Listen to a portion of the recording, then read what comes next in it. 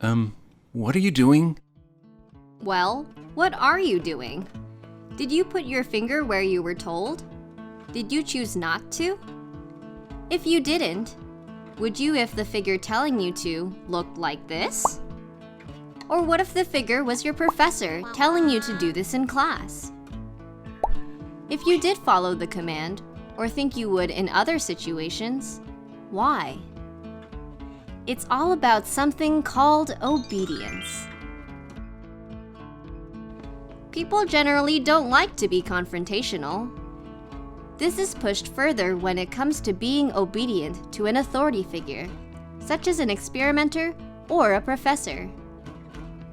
While obeying can often be a good thing, people can also be blindly obedient even when they know what they're doing is wrong.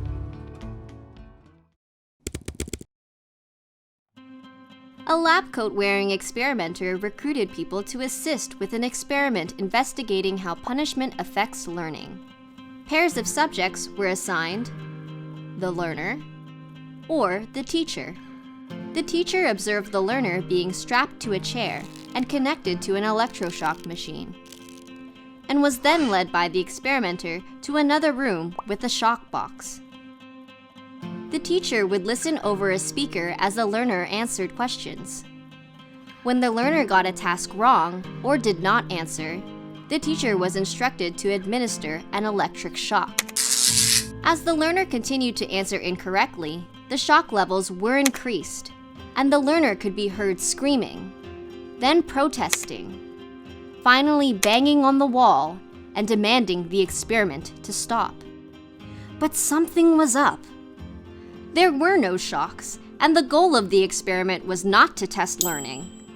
The goal was to test compliance to authority, and the learner was an actor.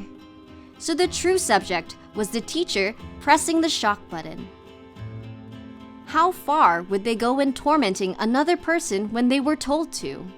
It turns out, pretty far. When the true subject inevitably struggled with the moral dilemma and began to question the situation, the experimenter urged them to continue. Even though all subjects were uncomfortable and worried about the learner's well-being, all subjects continued at least to 300 volts, and 65% continued to the highest level. Most continued even after the learner no longer responded, all because an authority figure was telling them to do it. But this was an experiment. This wouldn't happen in real life. Well, here's another example.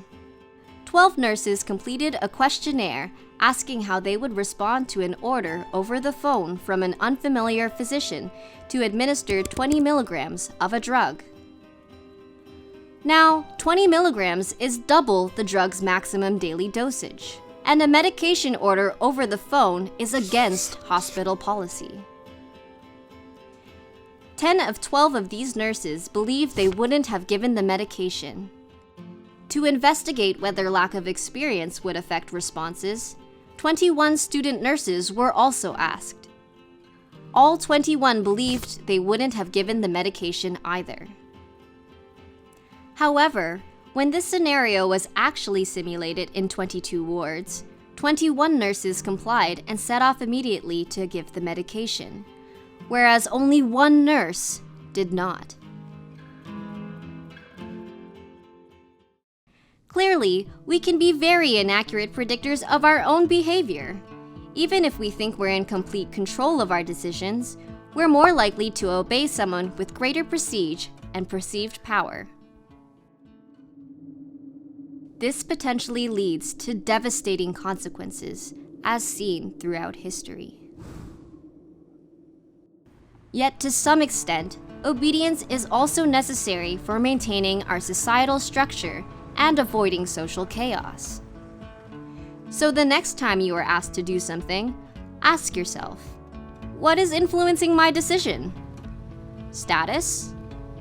Social pressure? The desire to avoid conflict? Common reasoning? The answer may not change your final decision, but it will enable you to become a critical thinker in the choices you make in everyday life.